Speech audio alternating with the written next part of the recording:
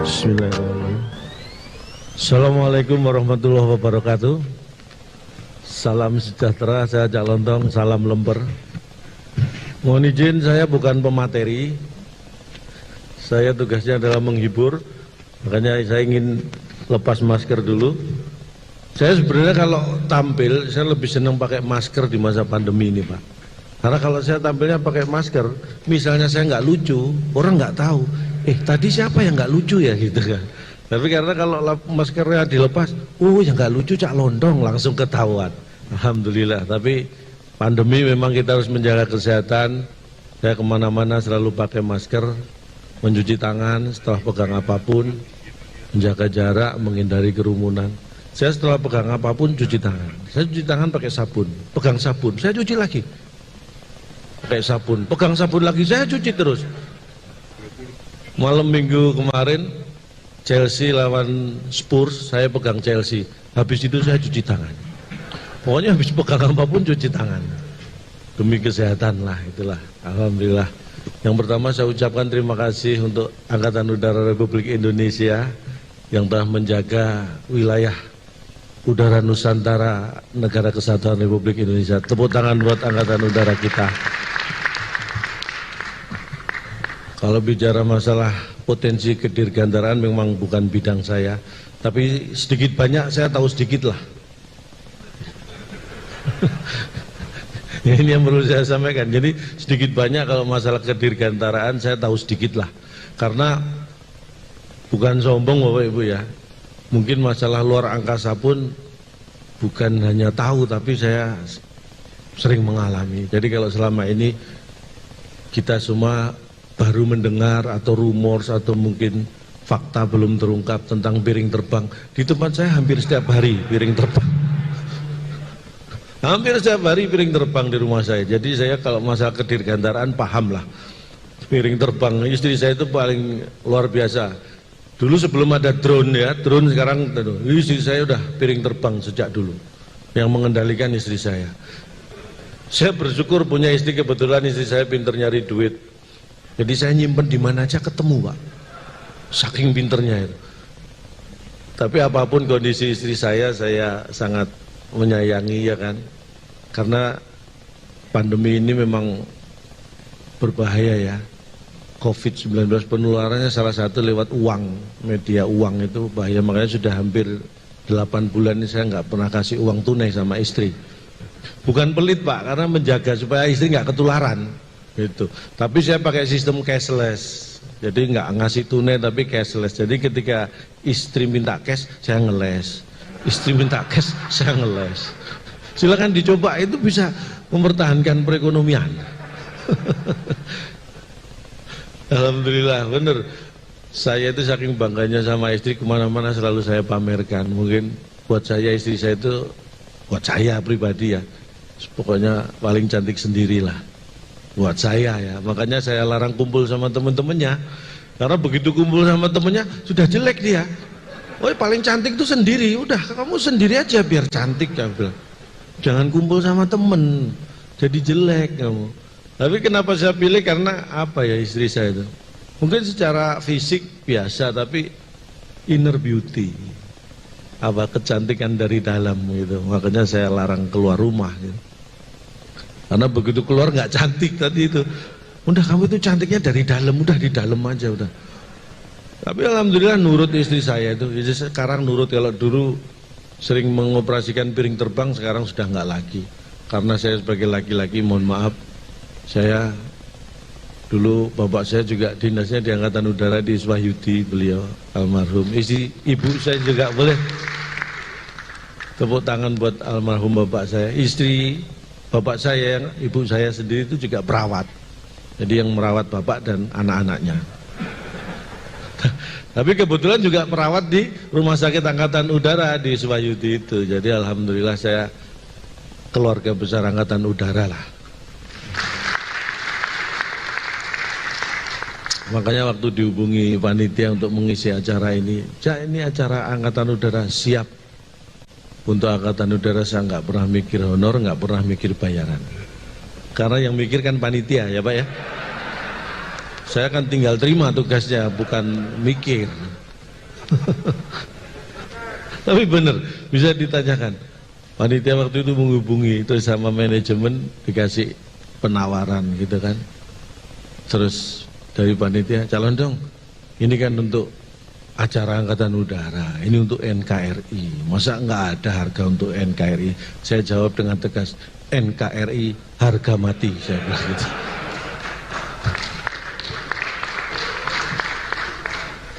Akhirnya malah nggak ditawar. Tapi senang alhamdulillah ini ya, kedekatan saya sekali lagi, buat saya uang itu nggak penting. Yang penting ada. Uang kalau nggak ada ya nggak penting ya. Yang penting ada, berapapun itu penting kalau ada. Ya. Itulah, saya sekali lagi mengucapkan terima kasih. Saya juga akan memberi materi berat-berat. Tapi kalau ada pertanyaan silakan. Mungkin saya langsung buka sesi tanya jawab gitu ya. 3 penanya, saya beri kesempatan. Yang lain siap-siap menjawab. Bagaimana? Supaya lebih seru gitu. Jadi saya memang sebenarnya mohon maaf, harusnya hari ini saya nggak ada pekerjaan, tapi karena ada undangan dari Angkatan Udara ini saya bela-belain. Harusnya saya nganggur Pak ini Pak, tapi saya bela-belain demi acara potensi kedirgantaraan. Saya tadi dapat pesan dari istri saya, Pak, titip salam buat Angkatan Udara, ucapkan terima kasih. Saya benar gini, saya diberi tugas menghibur sama panitia, tapi terus terang saya sebenarnya juga justru sudah terhibur sebelum menghibur. Ini karena begini, pandemi itu dampaknya terhadap profesi seperti saya itu luar biasa. Dulu sebelum pandemi penerbangan gampang Pak, banyak gampang. Jadi kadang-kadang pagi saya acara di Jakarta, nanti malam sudah di Makassar, besoknya pagi sudah di acara di Medan. Saking banyaknya gampang penerbangan. Setelah pandemi penerbangan terbatas. Kalau dulu job saya jauh-jauh sebelum pandemi, setelah pandemi ini lebih jauh-jauh lagi. Ini ada acara 3 Desember, ini ada lagi April 2021. Apa nggak jauh itu? Padahal terakhir itu Maret 2020 kemarin. Wah jauh-jauh, kalau dulu jauhnya jarak, sekarang jauhnya waktu. Tapi kalau dulu kalau naik, nah ini bicara masalah pesawat nih, dirgantaraan nggak lepas dari pesawat. Saya itu kadang-kadang sampai berpikir gini ya, kalau saya naik pesawat itu senengnya duduk di pinggir yang di jendela itu Pak.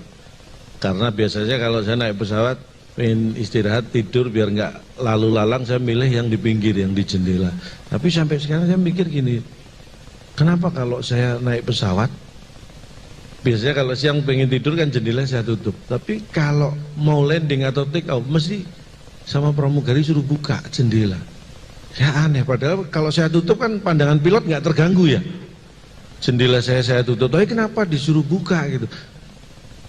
Bahkan ketika saya tertidur pun dibangunkan untuk jendela dibuka. Padahal kalau giliran bagi makanan saya ketiduran dilewati loh. Tapi ini giliran landing take off dibangunin untuk membuka jendela. Saya pikir apa pilotnya terganggu kalau saya tutup pandangannya. Saya pikir enggak. Akhirnya saya cari informasi. Saya buka-buka. Ternyata ya, ini hasil kesimpulan saya benar atau salah saya tidak tahu. Tapi saat take off dan landing itu memang saat yang paling krusial bagi sebuah pesawat komersial, dengan apalagi penumpang banyak dengan bahan bakar sebegitu banyak gitu kan. Jadi itu momen-momen yang sangat krusial, take off landing. Jadi saya melihat, oh ini berarti niat baik dari maskapai penerbangan. Karena itu saat-saat yang krusial, take off landing, makanya jendela suruh buka supaya pemandangan di luar terlihat. Siapa tahu itu pemandangan terakhir yang bisa kita lihat gitu. Jadi diberi kesempatan kita. Iya kan? Ya akhirnya saya paham, wah itu niatnya mulia lah itulah saya. Terus kadang-kadang saya juga bingung gini, kalau di pesawat komersial itu ada pelampung ya, saya baca duduk, saya baca di depan tempat duduk ada tulisan memindahkan atau membawa pelampung itu hukumannya 100 juta atau 200 juta atau berapa ya, kurungan 1 tahun. Saya mikir wah ini nggak bisa main-main ini sama pelampung. Saya awalnya nggak tahu pelampung itu adanya di mana. Malah dikasih tahu sama pramugari sebelum terbang. pelampung ada di bawah tempat duduk Anda. Lah, kita memindahkan aja nggak boleh, membawa nggak boleh. Ini tapi dikasih tahu tempatnya. Ini kan mancing-mancing, Pak. Awalnya saya malah nggak tahu pelampung di mana, malah dikasih tahu di bawah tempat duduk. Ini untung iman saya kuat loh ya. Coba enggak, saya terpancing, saya pegang-pegang lah, pindahin, nah kena denda nih saya kan.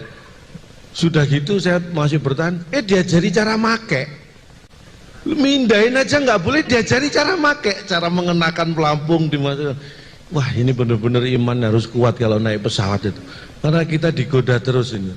Makanya pentingnya ini saya makanya ikut asuransi karena saya mikir gini. Kaitannya aturan tadi denda 200 juta. Kurungan setahun. Kalau orang yang punya asuransi, nah itu seenggak-enggaknya tenang lah gitu kan. Kalau nggak punya asuransi bayangkan terjadi sesuatu dengan pesawat, bingung nih, saya pakai pelampung apa enggak ini? Yang nggak punya asuransi bayangkan. Nanti kalau saya pakai berarti saya mindahin pelampung, dendanya 200 juta. Padahal kalau sampai terjadi apa-apa, meninggal, santunan maksimal 100 juta. Saya sudah mati punya utang 100 juta ya kan. Apa nggak deg-degan tuh yang nggak punya asuransi itu? Makanya asuransi itu penting. Nah, kalau perlu asuransi hubungi istri saya, Bapak Ibu. Bukan promo. Itulah makanya saya dekat banget dengan masalah kedirgantaraan itu karena saya memang paham betul. Ini waktu saya sampai jam berapa? Sampai sore. Ya saya feeling disiksa kok memang tadi itu. Saya tadi diberi waktu 10 menit Pak, Cak gitu ya. Karena saya bagiannya memang ini bukan apa namanya, bukan pemateri, tapi ada hal yang ingin saya sampaikan juga berkaitan dengan dirgantara kita karena Indonesia itu luasnya sangat luar biasa. Jadi memang peran dari Angkatan Udara juga sangat istimewa untuk menjaga NKRI kita. Karena begini, pertengahan tahun 2019 yang lalu saya dikirim mewakili Indonesia untuk diskusi negara-negara ASEAN di Kuala Lumpur. Saya nggak tahu siapa yang ngirim, tiba-tiba saya di sana Pak. Jadi saya nggak tahu siapa yang ngirim. Dalam diskusi itu Pak yang disampaikan begini. Siapa yang pertama? Malaysia. Ada delegasi wakil Malaysia mengatakan bahwa kualitas SDM orang Indonesia turun menurut orang Malaysia. Saya sebagai orang Indonesia ya terpancing lah, saya agak emosi. Saya datanya dari mana Anda bisa mengatakan itu? Mereka menunjukkan tahun 70-an, tahun 80-an Malaysia itu masih mendatangkan tenaga pengajar, import guru dari Indonesia. Tapi tahun 90-an, tahun 2000-an sampai sekarang lebih banyak yang datang adalah asisten rumah tangga. Kesimpulan mereka, kualitas sumber daya manusia orang Indonesia menurun. Saya agak emosi, data memang tidak bisa dibantah, faktanya memang seperti itu. Tahun 70-an kita kirim tenaga pengajar, belakang-belakang ini lebih banyak asisten rumah tangga, itu datanya memang betul. Tapi kesimpulannya yang menurut saya salah. Saya katakan, kesimpulan Anda yang salah. Bukan kualitas SDM orang Indonesia yang turun, tapi selera orang Malaysia yang turun. Loh iya kan? Betul kan? Dulu sukanya guru, sekarang sukanya pembantu. Itu kan selera mereka yang turun. Lah selera mereka yang turun kok yang disalahkan SDM orang Indonesia. Mikir, saya bilang. Ya kan? Saya itu selalu bangga menjadi warga negara Indonesia. Saya nggak tahu apakah Indonesia bangga punya warga seperti saya. Baru selesai menjawab delegasi Malaysia, saya baru duduk Vietnam. Delegasi Vietnam mempertanyakan, oke, masalah kualitas SDM mungkin Anda luar biasa, tapi mempertanyakan prestasi sepak bola, ini mohon maaf, Vietnam itu negara yang merdekanya lebih dulu Indonesia daripada Vietnam, tapi sepak bola sudah mulai meremehkan prestasi Indonesia, membandingkan bagaimana prestasi sepak bola Indonesia. Saya emosi lagi Pak, sebagai orang Indonesia saya katakan, jangankan negara ASEAN, jangankan negara Asia, semua negara di seluruh dunia tidak boleh ada satupun yang sombong soal prestasi sepak bola dengan Indonesia. Saya katakan, sebutkan negara yang paling hebat. Brasil, 5 kali Brasil juara dunia, Jerman 4 kali, kalau nggak salah ya itu, Spanyol sekali, Inggris sekali. Tapi Brasil pernah kalah dari Jerman. Jerman sering kalah juga dari Spanyol. Spanyol pernah kalah dari Inggris. Inggris juga sering kalah dari Brasil. 4 negara pernah juara dunia, pernah saling mengalahkan.